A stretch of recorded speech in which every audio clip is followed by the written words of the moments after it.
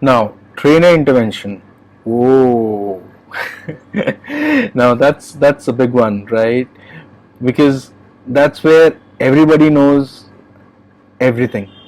Everybody thinks he knows it all. Everybody thinks he's perfect. But there are some tips for training intervention that I would like to mention over here. The first five are on this slide, wherein the first one is great start. Now, over here, what we are trying to mention over here is that it is very important that you give a background of your topic and the importance of the topic, so that you straight away get that buying even at the initial stage. Also, it is very important for you to give appreciation for the good work, for the hard work that the team has been doing. There might be a lot of things which they are not doing right, but this is not the time to actually discuss that, because at the starting of the session it should be all positive. Slowly, gradually, you can tell them that these are the places where you have to improve and also how to improve. Okay, but in the starting, always a positive note. That's the rule number one, along with the background and importance of the session, so that you get a good buying and it gives you a great start. So that's the point number one. Now, point number two, platform.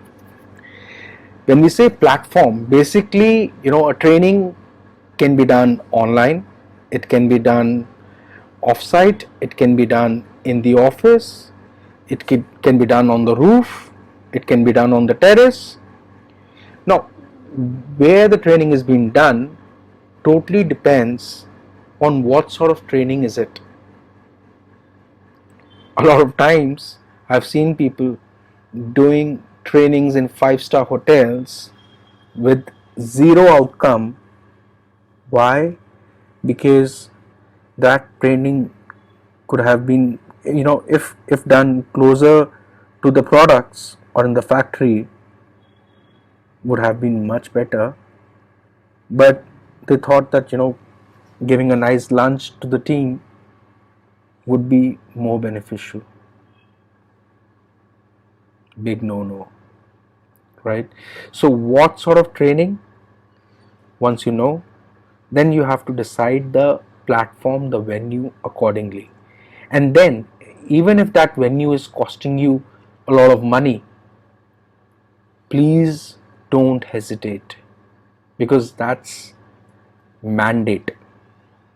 Okay, that is mandate. Without that, doing that training itself is not a good idea. Then, videos. When you're, as you can see, even in my presentations, I've tried to use a lot of funny gifs. What do they do? Even if you will forget me, what I've said, somehow you'll remember these gifs. Videos always leave a lot of impression on your mind, and if they are little funny or motivational or emotional, they have even more impact. I try to use more funny videos. I don't know why, probably I'm funny. But usage of videos is very, very, very important. Then the fourth point is assessments. So assessments is something which people think should be done towards the end, because otherwise they take a lot of time. But believe me, if you're doing the assessments towards the end, then you're calling for trouble. You have opened a can of worms, because now you don't know what's going to happen. You don't know how much they have learned. Assessments should be done at intervals, very close intervals, in terms of quizzes, in terms of games, whichever way you want to do it. But that helps you in understanding whether your efforts have been fruitful or not, whether people are actually understanding you or not. So once you have done assessments, pre-assessments, it will help you in getting better understanding in your audience, in your trainees towards the end of the session. And then you can take a post assessment as well. Yeah, I mean, you can take a final assessment any which ways. Okay, generally what I do is I take a pre-assessment that makes me understand what was their knowledge level when they entered the training room. Then I take periodic assessments, and then I take a post assessment. Combination of all of these tells me where they were, how they were doing, and finally how much they have learned. So that is very, very, very important. Then the last point on this slide is group activities. Now group activities are again something very, very important, because first people learn while enjoying. That is a very important thing, because then it's not boring and people try to recall things which are interesting more.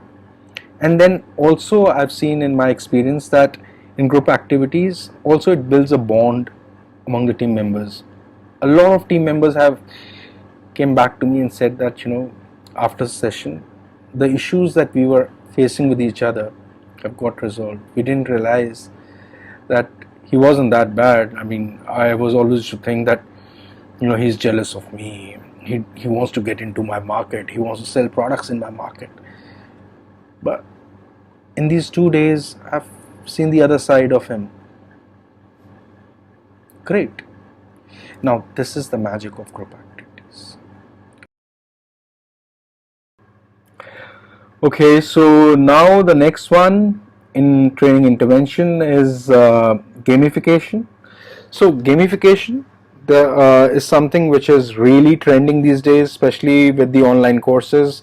Since once you have done one particular lesson, there's a quiz, there's a game like a snakes and ladder, and you keep answering and you keep rolling the dice. It takes you to the next level.